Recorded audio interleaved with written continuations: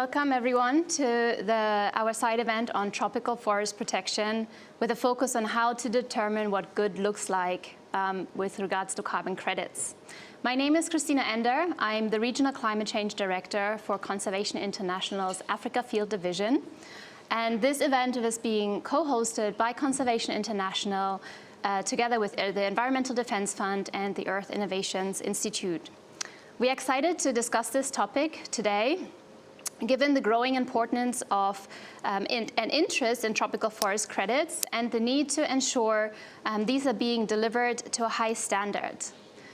Why is this important? We continue to lose about 4 million hectares of primary tropical forests per year and an additional 8 million hectares of secondary forests. And so it is clear that we need urgent actions to reverse this and put the Earth onto a path to safeguarding the natural environment. For this to happen, we need significant finance, and we've actually calculated that we need an additional $700 billion annually to be able to do that. One of the pathways that can direct the funding for forest conservation and restoration is through REDD+, by placing a value on the emission reductions and removals achieved by better managing the land. And carbon financing is an instrument that has proven success and is poised to grow significantly. So as the world is developing new carbon markets, as well as seeing an unprecedented growth on the voluntary carbon market, there's a new and emerging demand for jurisdictional and nested REDD+. So this is the topic we'll be discussing in the next 75 minutes. As two key objectives for this meeting, one of them is to explore how to ensure high quality in tropical forest carbon credits, including through establishing jurisdictional and REDD+ nested systems, and how to mobilize finance to protect and restore forests at scale, whilst supporting and respecting the rights of indigenous peoples and local communities, and achieving other social and environmental benefits, such as biodiversity protection, livelihoods, and education. We will also look at the shifts needed, the actions required, and initiatives that are being taken by companies from the private sector as well as governments to drive the change towards high-quality credits through nested and jurisdictional systems. So in terms of housekeeping, this is an online event. So if you're joining from the COP26 platform, you can post questions into the question options. Please indicate who you are, where you're calling in from, and if there is a specific panelist that you'd like to address, please make that clear and have your questions very concise. So with regards to the flow of this session, we will have a panel, and we'll have two separate focus areas, one looking at the demand and how to build consensus of what high-quality forest carbon credits are, and then looking at the supply side, and we'll be hearing from voices from Kenya and Brazil about how their initiatives being taken to ensure that in those countries. So with that, it's my pleasure to introduce our panelists today. We have with us Ruben Lubowski. He is the Associate Vice President for Climate and Forest and Chief Natural Resource Economist at the Environmental Defense Fund. Next to Ruben, there's Juan Carlos Hintiach. He is the Technical Advisor to the Coordinator of Indigenous Organizations of the Amazon, COICA. He's also the Technical Advisor to the Global Alliance of Territorial Communities. Next to Juan Carlos, there's Dan Nepstad. He's the Executive Director, President, and Founder of Earth Innovations Institute. And then we have Honorable Principal Secretary Dr. Kipto from the Ministry of Environment and Forestry from Kenya. And then at the far end, we welcome Fernando Sampaio. He's the Executive Director of Produce, Conserve, and Include Institute in Brazil. So with that, I will hand over to Ruben to moderate the first panel discussion. Thank you, Christina. Thank you, everybody. I think in the past week, we've seen that the world is finally waking up to the importance of tropical forests and how essential they are for the climate goals of the Paris Agreement and the broader goals of protecting nature and supporting sustainable development around the world. So we've seen earlier in the week some major commitments from world leaders to stop deforestation by 2030, and importantly, some major financial commitments from the public sector, but also importantly from the private sector. Real at-scale demand is starting to grow from private companies, as shown through initiatives like the LEAF Coalition that was announced that just mobilized $1 billion, and hopefully that's just the beginning. So we're seeing this surge, as Christina said, in demand for carbon credits, real interest in natural climate solutions. This is growing, but it's still relatively small towards where it needs to go. And demand is fragile. There's a lot of uncertainty over what's the right thing to do. Companies are asking a lot of questions. And from the environmental perspective, we see a lot of inconsistency in terms of there's a variety of standards, many different processes. So we think there's really a need to develop a consensus of guidance for companies of what does good look like in terms of funding and credits for protecting tropical forests and other natural climate solutions. So in this panel, I'm here with Juan Carlos, and we're going to talk about a process that we participated in for most of the past year to try to work with a group of environmental and some of the biggest environmental organizations working in this space, and also with COICA, the Indigenous Alliance of the Amazon Basin organizations, to try to see if we could start with this group and develop a common set of ideas that we can use to recommend to companies how they should differentiate their demand in this rapidly moving space. So we worked with, the group was Environmental Defense Fund, Conservation International, COICA, IPAM, the Environmental Research Institute of the Amazon, the Nature Conservancy, Wildlife Conservation Society, World Resources Institute, and World Wildlife Fund. So these 8 organizations decided, let's start with this group and see if we can develop a consensus set of guidance for companies. So I will tell you more about that process, but before I talk more, I want to hand it over to Juan Carlos to talk a little bit from COICA's perspective, why you thought it was important or valuable to be part of this process. Juan Carlos, please. Thank you very much. My name is Juan Carlos Quintios from Indigenous from Rainforest of Ecuador. Thank you, Rubens, for your question. For us, I think so it's very important to the regions and also the international system recognize that always there is opportunity to rethink the mechanism, financial mechanism for sustainable way.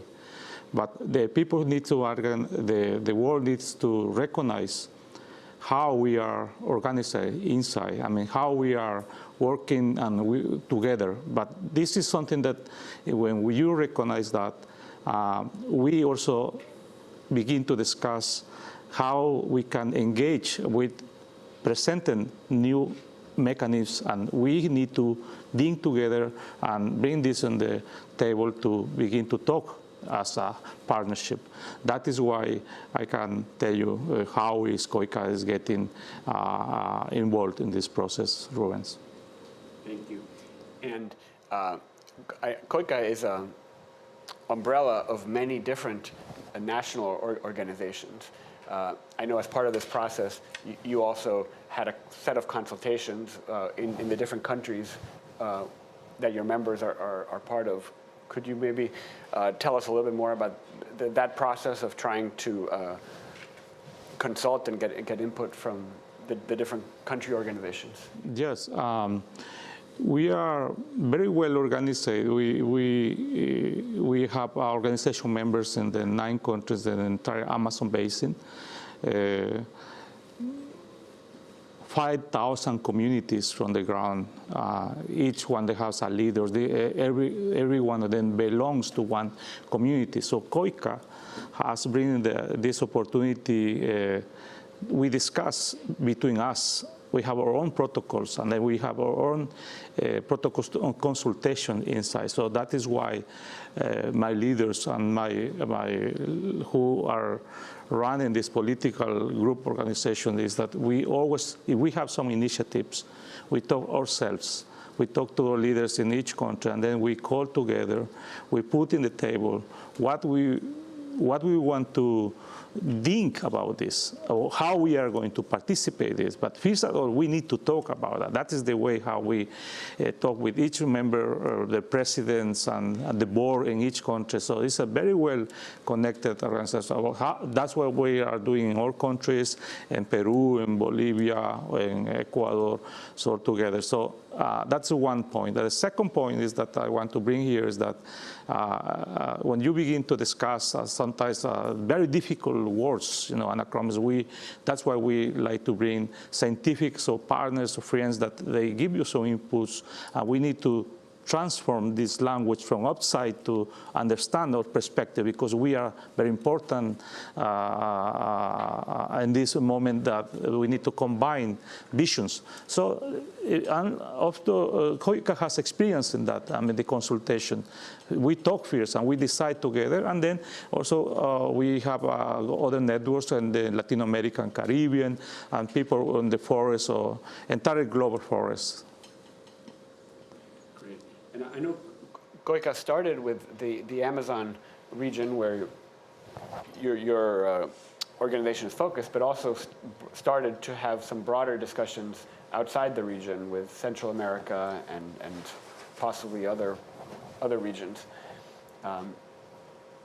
Could you maybe mention something about that process? Yes, Rubens. We start with in Ecuador and Colombia to talk about especially these projects, proposals, and we are combining in consultation, and then we invite and we have these workshops, and this is very well organized. It's the way that how we are well connected from the umbrella organization in each country, and then national to national. And then also we are having dialogues with other organizations in Central America and Caribbean, but specific to talking about this project and how we can connect the opportunity with forests. That's I can mention on that point. Great. And having COICA was a really important part of this process. I think all the organizations participating from the environmental side really appreciated your engagement and the consultations also with all the members. In the discussions, part of the guidance was thinking about how to ensure integrity and quality from the environmental side, but that is inextricably connected with the social aspect. And I know that was a major part of the contribution of COICA to think about those issues. Could you share some of the insights about what are the issues that are really important from COICA's perspective, and about the role of indigenous peoples and local communities, and how they need to be part of the process for these high quality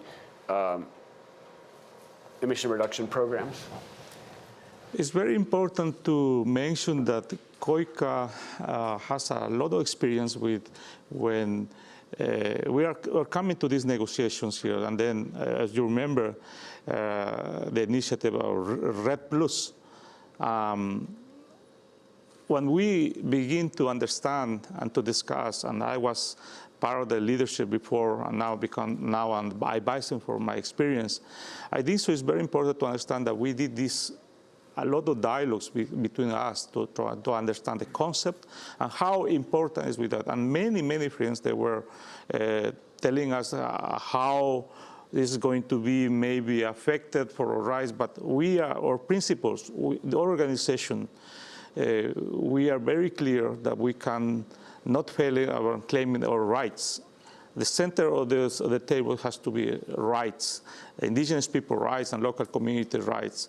From that perspective, we have some principles, and then one of the principles is that we need to do consultations, and then after the consultation, we need to open in how we want to participate, and we respect. We see that when we do consultation is that if some indigenous groups, they're not willing to participate, we respect that, but there are some other indigenous groups, they want to work with this, with forests and these initiatives, we connect that. So we have clear principles, all rights are principles, but especially about free informed consent, for example. But in this process, we also present initiative from our vision. How we feel it. I can tell you more about Red Indigenous from the Amazon. And there's examples how they're working some governments in South America. For example, in Peru, we put Red Plus from the government and Red Indigenous from Vision for Indigenous people. And then following the consultation, the rights, and we were getting there, I mean, easily. And there are brothers and sisters, they are working with this. And then that is how we are working in the context of rights. Great. Well, thank you, Juan Carlos. So maybe I'll go into a little bit more detail on the results up till now from this consensus process that I mentioned. EDF convened the process, but it was 8 organizations, and it was facilitated by the Meridian Institute. They played a really key role in making this possible. I should also mention that we're very thankful to support from the Bezos Earth Fund that provided the funding for all the groups to be part of this. So it took, I think, longer than we all expected, but it was a really rich conversation. We really, I think, developed a much better understanding of our different organizations and our priorities, and really the commonalities about what we're all working towards. And a big part of the conversation was around, how do we really use the power of corporate demand to not only invest right now in the best quality credits and solutions that are available, but also be helping to drive the evolution of this market in a way that gets to bigger scale impacts and really transformative impacts that we know the world needs. So we now have a draft consensus statement that the group put together. This statement is actually going to be out for public consultation. It's available online right now, but it will be out for public consultation in a couple of weeks, and we're really hoping to get broad input from everybody. So if you're interested, please reach out to me or Juan Carlos, and we can also, we'll be sending more information once the consultation gets launched. But in terms of sort of some high-level overview of the conclusions, we started at a high level, and the first point that we have 7 major points, and we go into more detail, but the 7 points are first, that companies should at least consider including high-quality credits from protecting tropical forests as part of their beyond value chain mitigation actions. So buying credits is just one tool in the toolbox.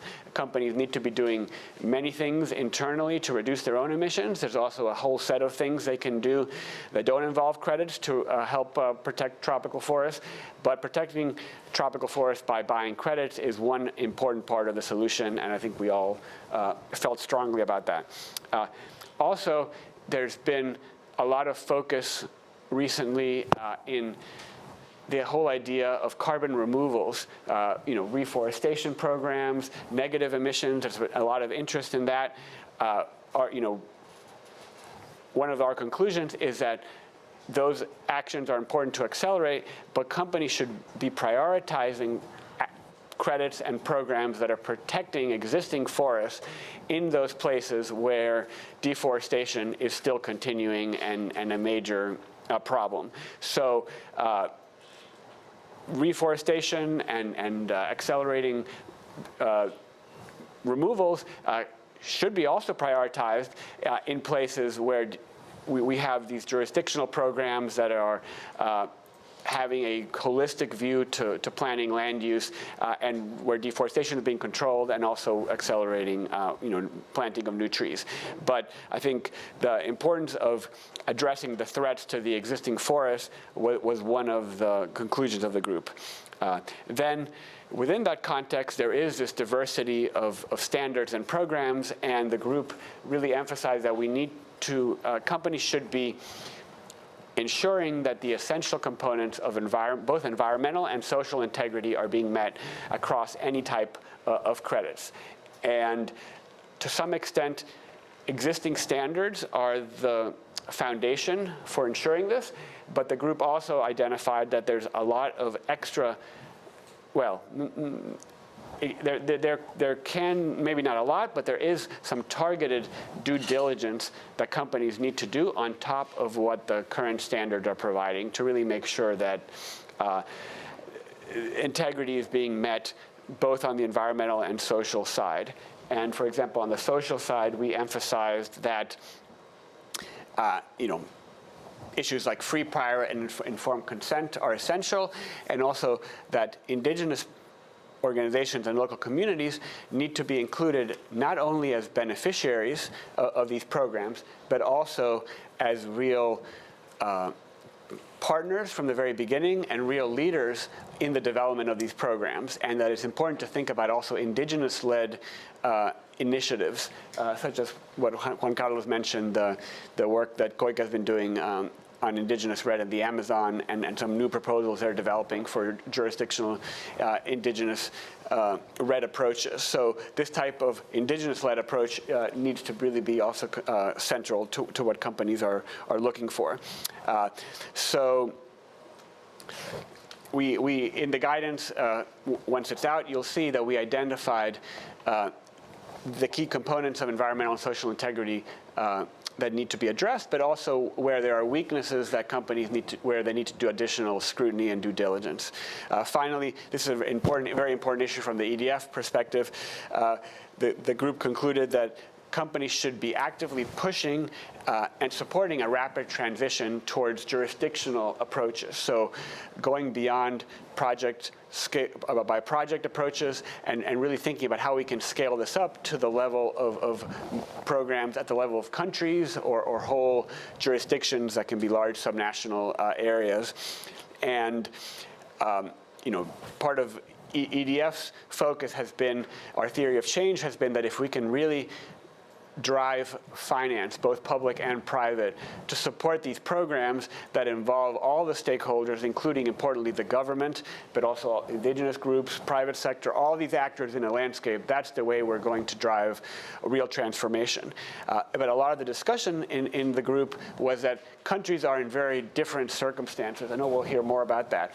And it's important to consider places where these jurisdictional initiatives are farther along, as well as where they're going to take more time, and maybe places also where, because of real constraints on the governance and capacity, they may be far in the future. And how can we make sure we're really driving the best possible change in all of these circumstances? So another conclusion was that we need to be, over time, evolving the market, and companies should be evolving their portfolios to include more and more jurisdictional programs as these are developed, but also including fully nested projects and projects that are getting integrated and really helping to drive the scaling of these programs over time. And finally, we had a set of guidance around how the private sector, and especially voluntary markets, can also be helping to align and support the goals of the Paris Agreement and the nationally determined contributions of countries. So the voluntary action is not regulated under the Paris Agreement directly, but it's part of the ecosystem of actions that need to be driving towards the goals of Paris. And one of the conclusions was that companies should be helping to support transparency in terms of reporting the types of credits they're using, and that in a way is also part of the alignment with the Paris framework.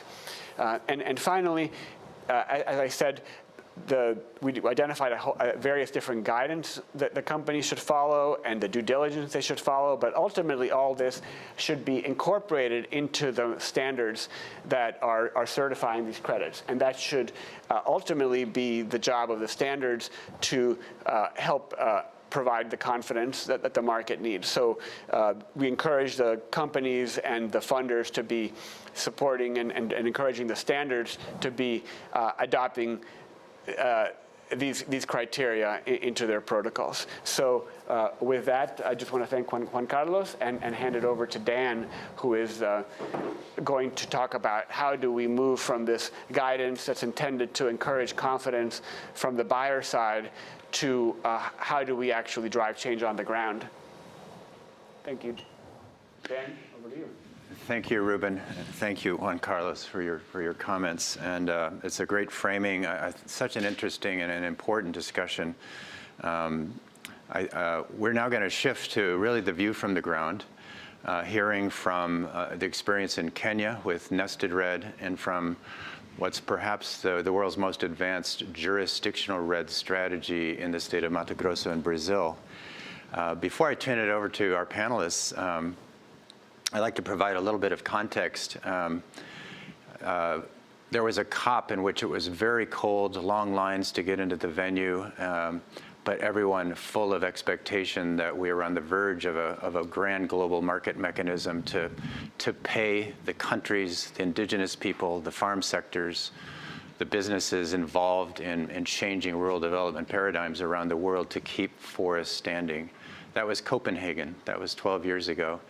And it seems like finally maybe that market is coming together.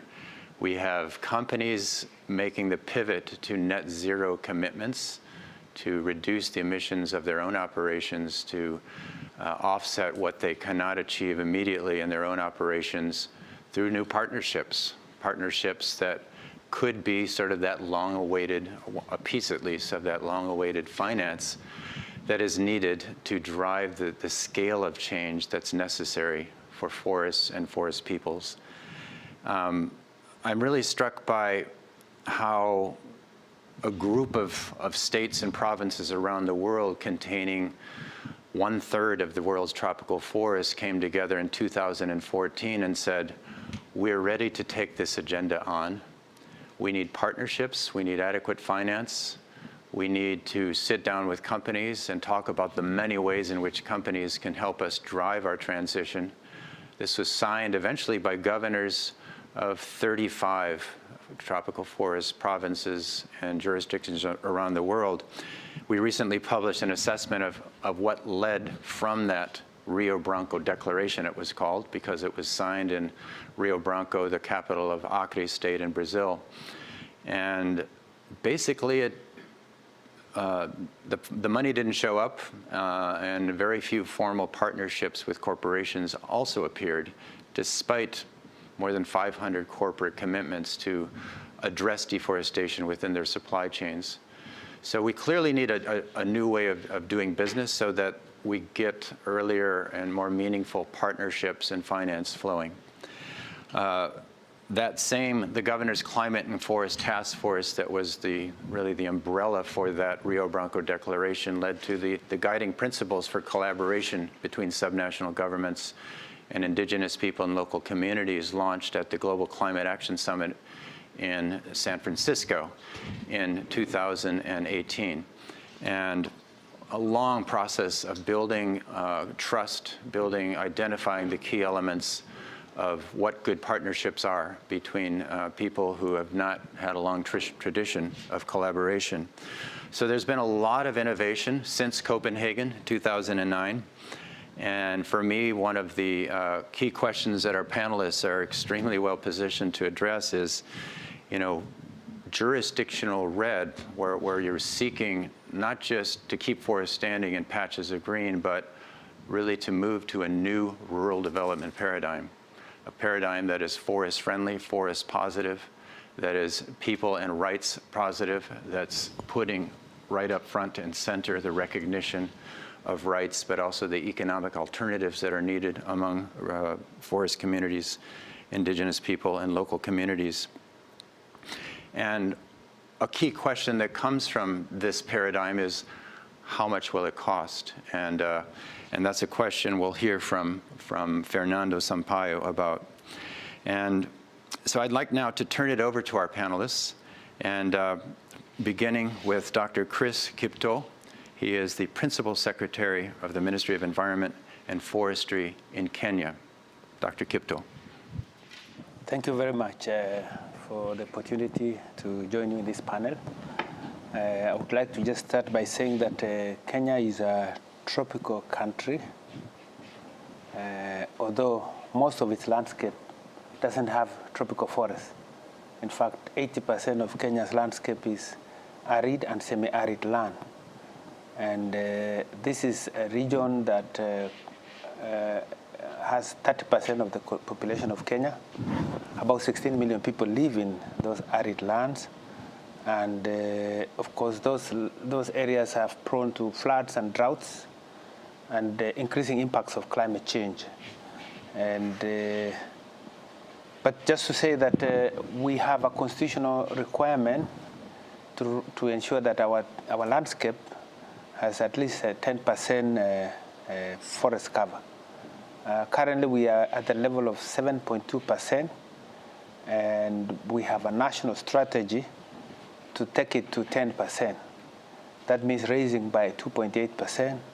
Our scientists have worked out to say that we need to grow 2 billion seedlings. The timeline for achieving this has been brought forward from 2030 to 2022 by our president. So we were working very hard to ensure that we achieve the target. The strategy has mapped out degraded natural gazetted forests and water towers, degraded wetlands and water towers which are not gazetted.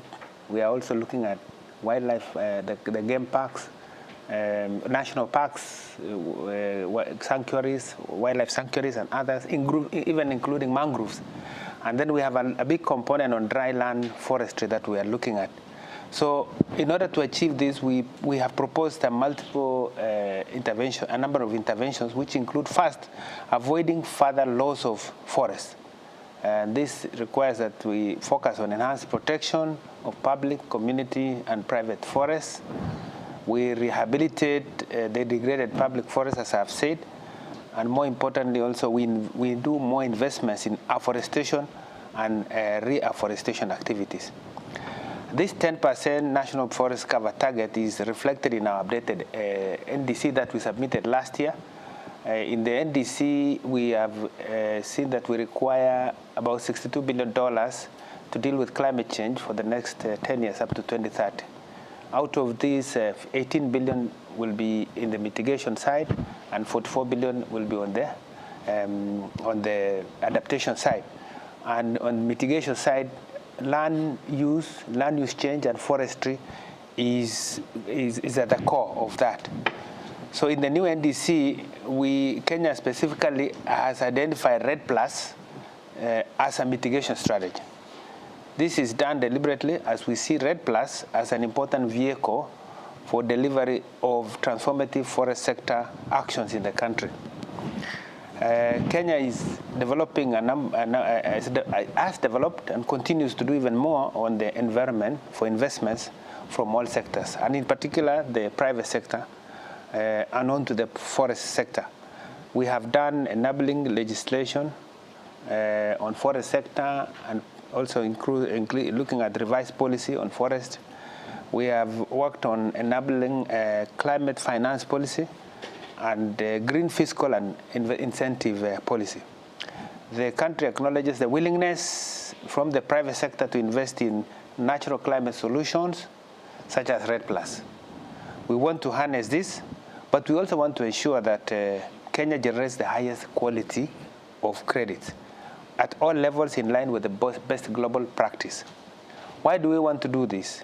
We see this as important for environmental integrity and offer highest assurance to the buyers that the emissions reductions and removals are real, aligned with the national system, abide to the highest safeguards, and benefit people on the ground, including indigenous people and local communities. We have started to do this under the ongoing process of REDD+ nesting, which I believe I'll come back to shortly. Thank you very much. Thank you, Doctor. I'd now like to turn it over to Fernando Sampaio. Fernando is at the head of the Instituto PCI, the Produce, Conserve, Include Strategy Institute. Over to you, Fernando. Thank you, Dan. Well, just to explain a little bit about Mato Grosso, it's the largest producing state in Brazil and has a recent history of territorial occupation. So Mato Grosso is big as France and Germany put together, is the biggest producer of corn, soy, beef, and other agricultural commodities from Brazil. But we still have 62% of our territory in forests. And I think when we built up PCI was presented at the COP in Paris as this long-term vision for the state of Mato Grosso. So where do we want to be 15 years from now, 10 years from now? And I think that was the first challenge, to build this shared vision with the different stakeholders that are interested in the landscape in Mato Grosso. So we have together the government, the civil society, the producers. So we have this vision, this ambition, and what's new now is that this has been transformed in a government program to neutralize the emissions from Mato Grosso. Our emissions are basically land use, and our government has set the targets to have Mato Grosso on net zero emissions by 2035. So we have the PCI targets, including the conservation of the environmental assets that we have, increasing low carbon agriculture production on the areas that are already occupied, and on this process also supporting livelihoods, smallholders, indigenous people that live in Mato Grosso. We have 43 different ethnic groups, more than 100,000 families of smallholders. So how they can be part of this process of sustainable economic development. We know exactly what are the pathways to lead to this decarbonization. We know the actions that have to be taken. And this is not just a plan. I mean, these are actions that are already happening. And a very important message is that subnational governments, they can do a lot of things. Even if our government in Mato Grosso has put the fight against illegal deforestation on the top of his political agenda. And we are really investing in technology on field actions to stop illegal deforestation in Mato Grosso, at the same time to support farmers to become legal compliant. So the state government is doing their job. And what we need now is to finance the transition on the field, to support farmers, to increase productivity and efficiency on the land use, to conserve the forests that we have, and to restore the forests that are needed in order to, achieve this legal compliance with the Brazilian Forest Code. So all of that has a cost, and this is the challenge that we have now, is how to support the transition and how we can combine private action and different financial instruments to do that. Thank you. Thank you, Fernando. I'm going to move to a second question for each of you. I didn't even state the first one, but they had received it ahead of time. Dr. Kipto, could you share with us the experience as you move into your Nested REDD program, and what have you done to design the system? What are some of the early lessons that are flowing from that process, and what does it look like on the ground? Thank you. Let me say that nesting is an initiative that seeks to create the right environment to strengthen investment of the private sector and additional climate finance sources and ensure that the benefits flow at all scales. So we want to generate interest from domestic and international private sector players to scale up the investment in nature in Kenya. We have a number of projects. We can say we host several REDD+ projects which have been successfully raised finance from conservation activities on the ground, and they have monetized emission reductions in the voluntary carbon market. I want to give only 2 examples. One is one we call Kasigao Corridor REDD+ project, which is in a county called Taita Taveta in the Coast Province of Kenya. This is a project that is protecting about 500,000 hectares of forest, and it has been generating emission reduction since 2011 and has sold carbon credits to corporate and other voluntary buyers. We have also another one called Chulu Hills REDD project, REDD+ project, which generate climate, social and biodiversity outcomes. I'll probably give more facts about this Chulu project. First is that this is a project that meets international certification standards. And there are 2 standards here. The first one is verified carbon standards, and the second one is climate and community and biodiversity standard. The other issue about this project is that it's fully owned by Kenyans. There's a consortium of government of Kenya, there's local NGOs and communities, indigenous community ranches, and it is governed through a trust. It's called Chulu Hills Conservation Trust. The activities are designed and implemented in participation with all stakeholders, and we made sure that free, prior, and informed consent was diligently met at the beginning of the project. So we recognize that demand for credits for nature is growing fast, and we need high-quality natural climate solutions at scale. So how do we want to achieve this? First is the need to bear in mind that REDD+ actions and results happen on the ground at the project level. And hence, actors should be incentivized and rewarded at the site level. It is important to ensure local programs are able to continue and generate positive climate actions. And the stewards of the land need to be adequately rewarded and compensated for their actions. Secondly, we need to align those local activities with national level in order to accommodate this changing landscape of needing to integrate and align all activities within the national subsystem. So for this, we are developing nesting guidance. Maybe at this point, I also need to say that REDD+ projects to date have existed in context in which Kenya itself did not have an emission reduction target that it had to meet. But now that we are under Paris Agreement, we are required to meet the national target. And this has prompted us to have these discussions on how to nest REDD+ projects. So let me give some specific achievements that we have made us in Kenya so far on REDD+ nesting. Last year, in my capacity as the principal secretary, I established a national expert group on REDD+ nesting. And this is a multi-stakeholder committee drawn from different government agencies. Actually, there are 11 members of the committee, from local communities, from NGOs. We have also technical partners like Conservation International. And they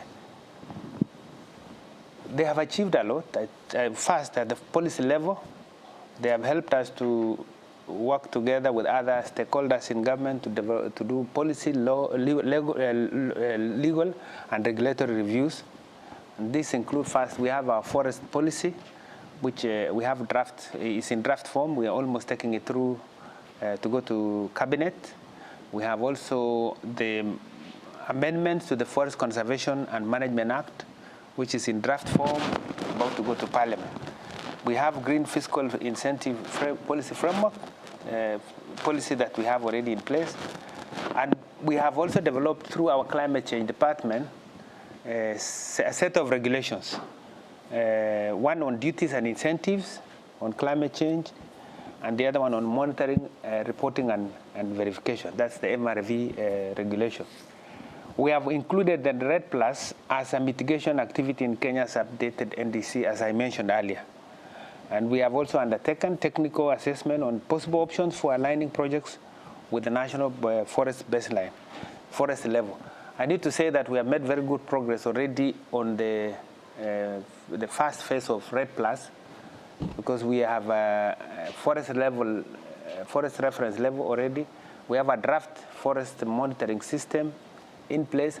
We have our RED Plus strategy, which is almost ready, and also the other component, the last component, is also almost ready. So we are doing consultations between government and project developers and making other coordinating work.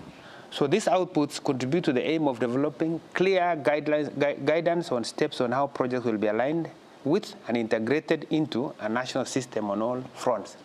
When I say all fronts, I mean policy, legal, institutional, and financial.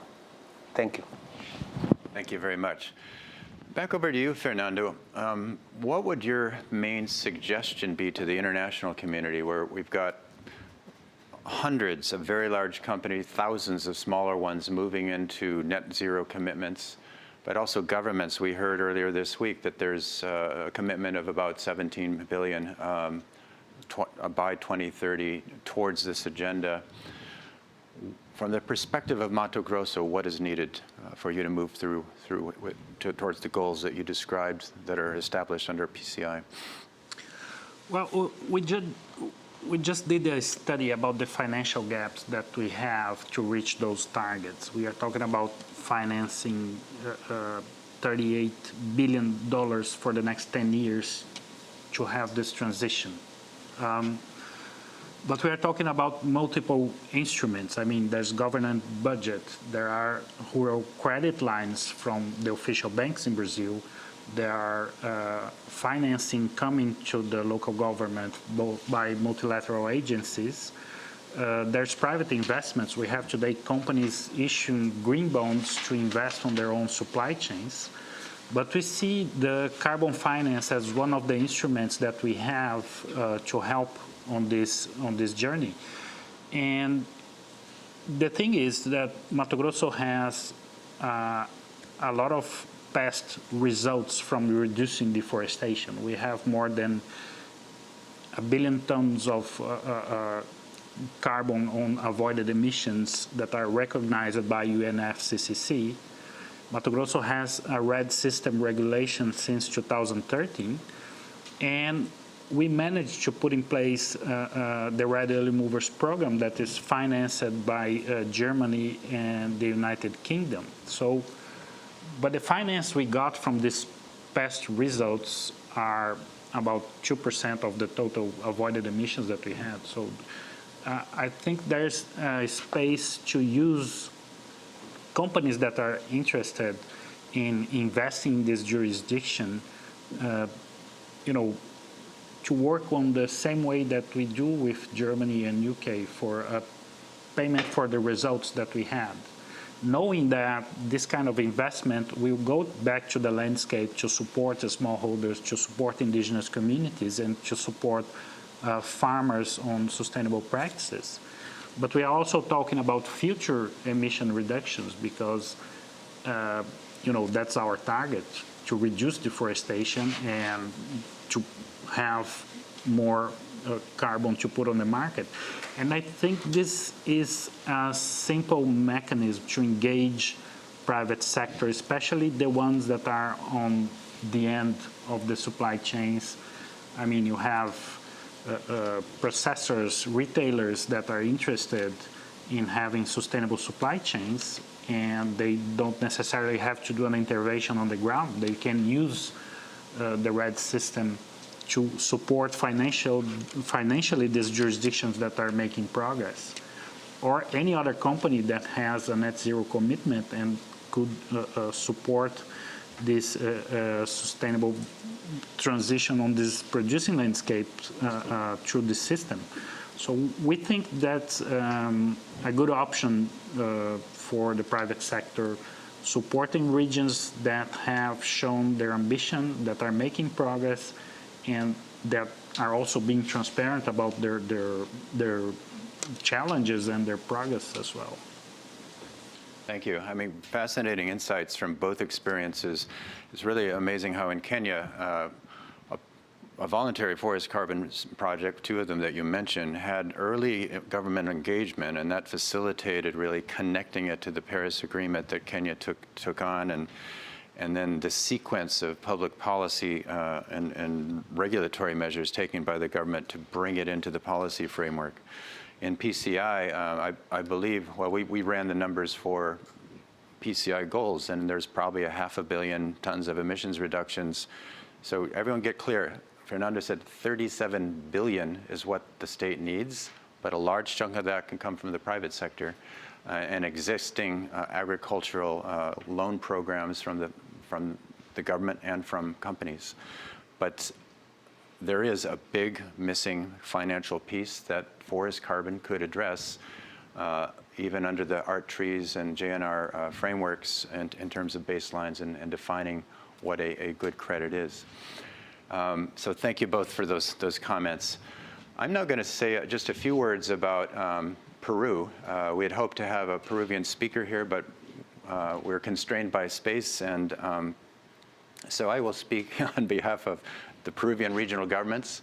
6 regional governments in Peru very recently completed low-emission rural development strategies in the context of the Governor's Climate Forest Task Force and funding from Norway through UNDP. Fascinating processes. We were honored to coordinate many of those efforts. Deep multi-stakeholder engagement and really getting to a level of granularity about where the areas of agricultural expansion are, where there's an options for pivoting to more intensified production that can leave more forest standing, where there's expansion into more marginal lands that is not producing much food and could be redirected in other ways. These strategies include investment plans. And if you add up the 6 regional development, low-emission rural development strategies from the Peruvian Amazon, the price tag is about $4.5 billion over the next 5 years. That's the first 5 years of a 10-year plan. So all of this meeting, analysis, stakeholder dialogues within each regional development to define a vision for that region, they're ready to do business. And the gap is about 50%. In other words, existing governmental programs can cover about half of that 4.5 billion. Maybe it's similar to Mato Grosso's situation. And there's a few $1 billion missing funding that need to come from somewhere, and could the forest carbon market deliver that funding? So another comment that emerged, concerns about, if there's trade barriers to, for example, Peruvian cocoa that move too quickly, that don't give the necessary time for the shift in rural development to take place towards a more forest-maintaining, forest-friendly trajectory, that putting up trade barriers to commodities that have deforestation embedded with them or embedded in them or associated with them could push the smallholders, who are the main families who are driving deforestation through their subsistence and economic aspirations, would probably pivot to coca. And coca is, by definition, it's illegal, and but it's incredibly lucrative. And there are other alternatives. So I think we really need to make sure we get this right. And I come back to my opening comment on the need to make sure we're seeing good and what good credits are through the lens of rural development. As Dr. Kipto mentioned, good means, yes, providing buyers with really high quality credits that have good planning, that have real and measurable emissions reductions, that have meaningful participation, free, prior, and informed consent.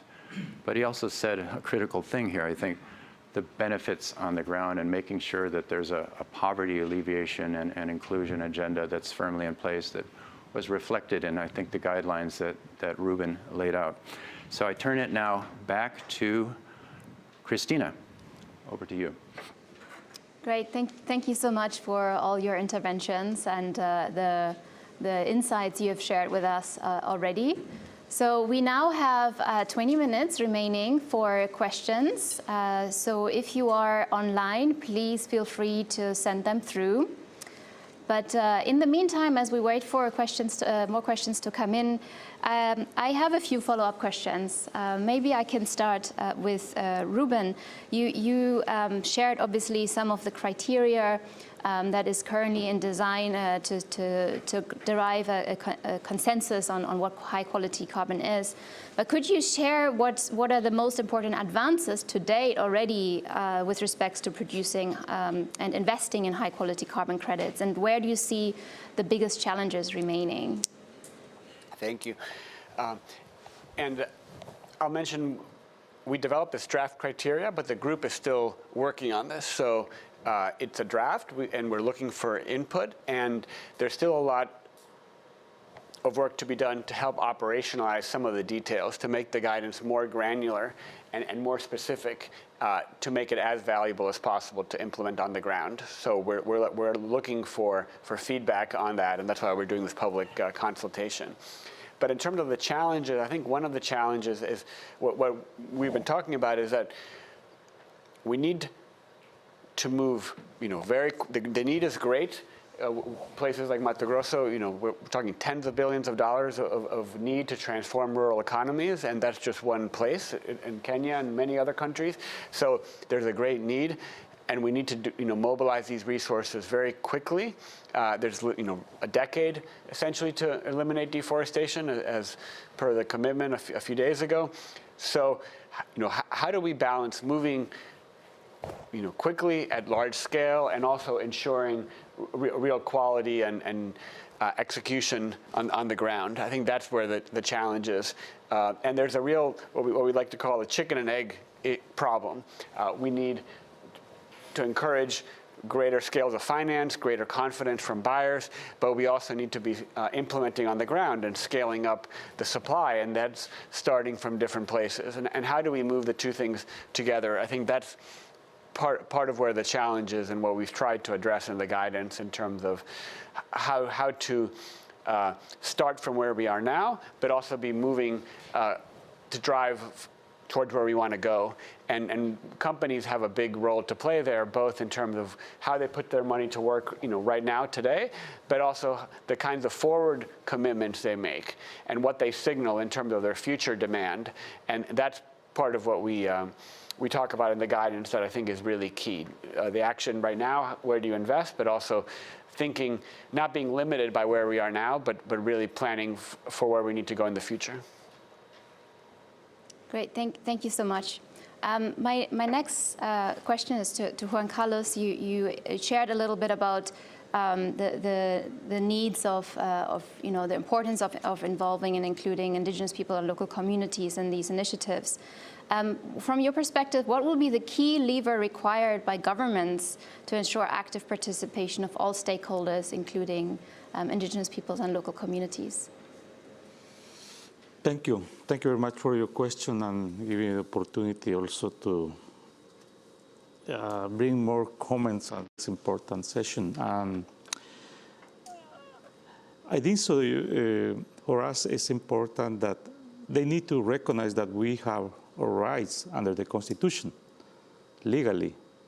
In each country has different situations. We have sometimes we have conflicts. We cannot hide that. But in that context, we wanted they invite us to sit down at the table, and first of all, with a lot of respect and recognize what rights we have it.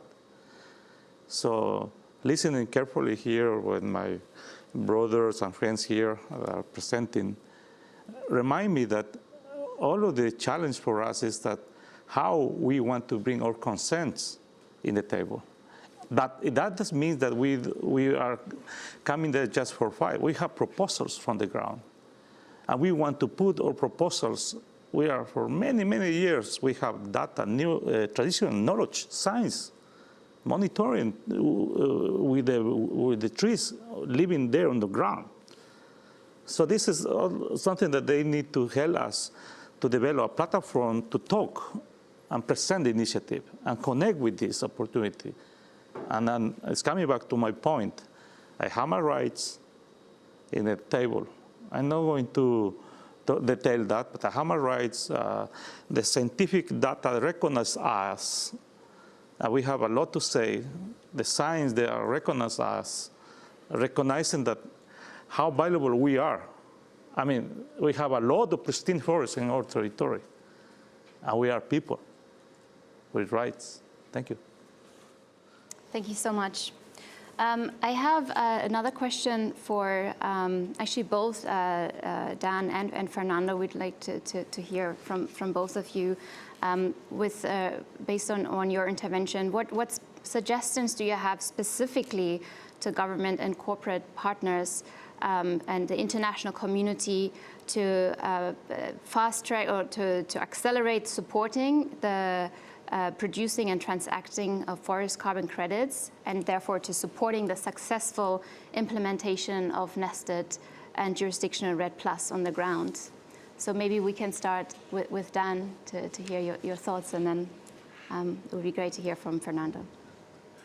Thank you for that, Christina. Something that Fernando said, I want to make sure everyone understands that there is a system that's up and running that is results-based payments. It is the basis for about a $50 million contract that Mato Grosso has currently with Germany and the United Kingdom.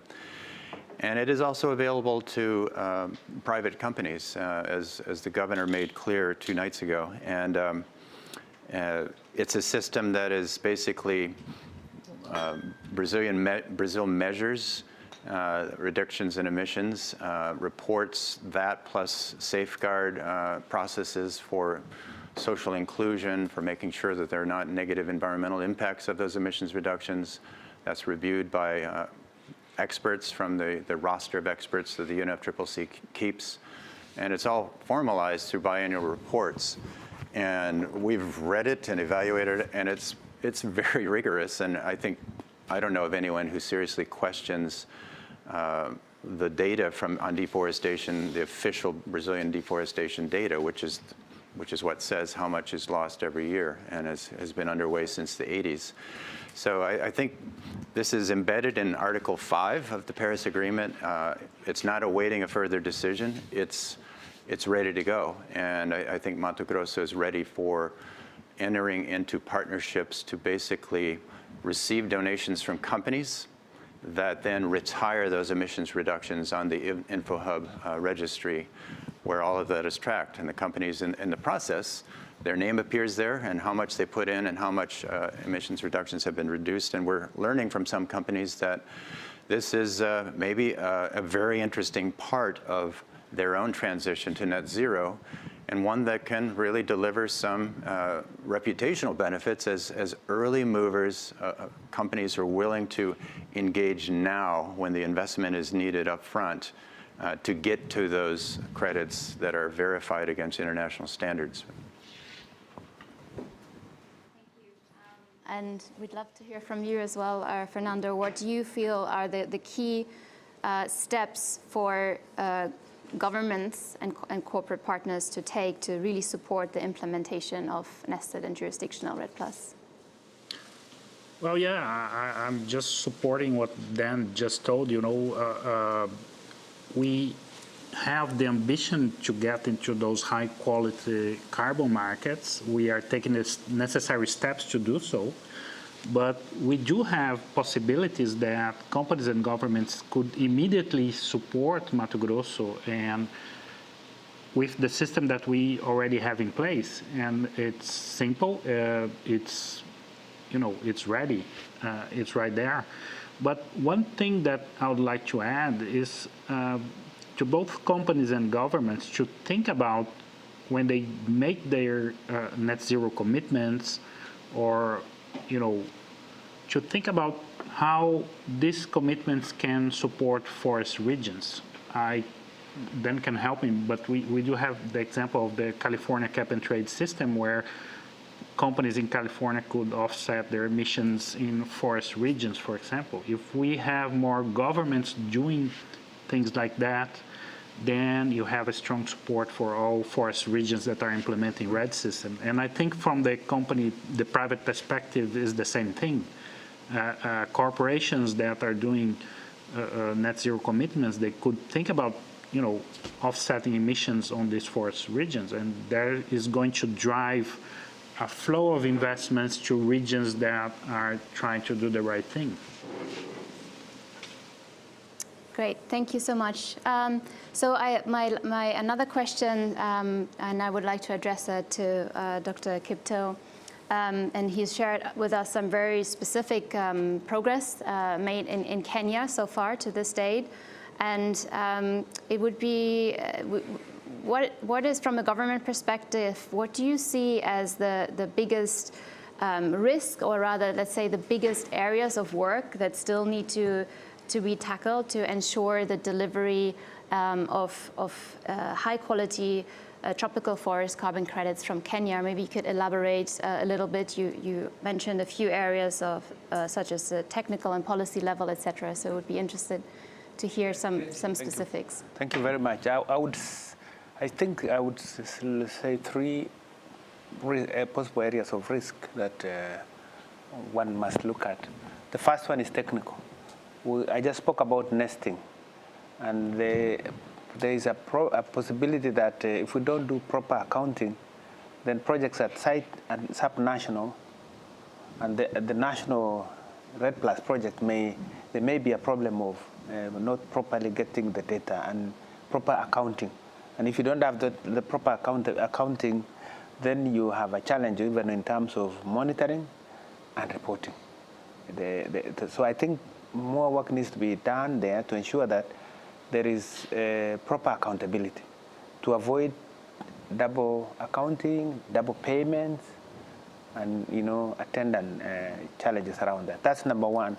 Number two is on policy.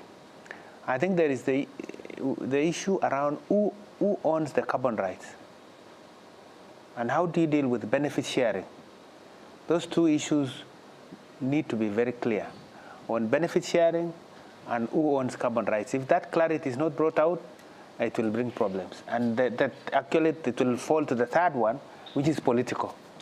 And that is on ensuring that whatever we do, we make sure that the indigenous people, the local people, are properly empowered. In other words, we take care of them to make sure that they are the center of any work that we do. If we don't do that, then it will generate a backlash, and you don't get the ownership from the communities, and therefore there will be a challenge in terms of ensuring that we deliver the projects. So technical in terms of accountability to avoid double counting, clarity on carbon rights and benefit sharing, and the issue of indigenous people and local people. Thank you very much. Thank you so much, Dr. Kipto, for those very specific points. We have a few more minutes remaining, and I have actually questions that I would like to each have every one of you answer, and that is specifically on what are the concrete next steps that you plan on taking from here after this event to scaling forest protection in your respective work areas and countries that you represent. So if you have, we can start with Ruben, please. Thank you, Christina. So as I mentioned, we're going to continue with this, working on our consensus process to develop this guidance. We think we have really a historic opportunity right now to mobilize private finance at scale to support real forest protection and transformation of rural economies and livelihoods. But we need to do it right. And we need companies, civil society to get together and have a common set of speak with one voice on this. We need companies to get behind it. And then we need jurisdictions on the ground really to deliver effectively on these programs that are meeting these high quality standards on environmental, but also the social issues. And if we get that started, then it can really grow and lead to sort of this virtuous cycle of growing demand and supply and finance. But if we don't get it right, we have a real risk that this is not going to work. So we're going to really continue working on our consensus process and really trying to partner with jurisdictions, with companies to see if we can make this happen the way it needs to, because if we don't, we have a real risk we're not going to meet our goals for protecting forests and what the world needs on climate. Thank you, Ruben. Juan Carlos, what are your next steps? Yeah, for us, all initiatives are very welcome, especially jurisdictional or RED plus jurisdictional. We are welcome initiatives, but we need to, for the next step is that we also, is a challenge to process this. We understand we have our own time to discuss this in our protocols and inter-organizations. And we need to respect all the vision, cosmovision. Broadly, we have our perspective, experience on the ground. And these initiatives we need to connect and present, but I ask the governments to give the opportunity to have this multidisciplinary table. This is something that I really want to push that, and this is something that we also, if we participate there, we want respect because we want to be from the beginning until the end, not just only on the beginning of the process or any project, but this is in the context in all rights. Thank you. Thank you. Dan. We are coming off of 28 years of international certification standards, starting with the Forest Stewardship Council in 1993. And I've been deeply involved with some of those processes like the RTRS for soybeans. And I conclude from them that they're extremely important. They set a very high bar for performance, but they have not delivered on the upfront finance that is needed for farmers, for indigenous people, for entire regions and jurisdictions to make the transition to sustainability. And I think those same lessons apply to this agenda.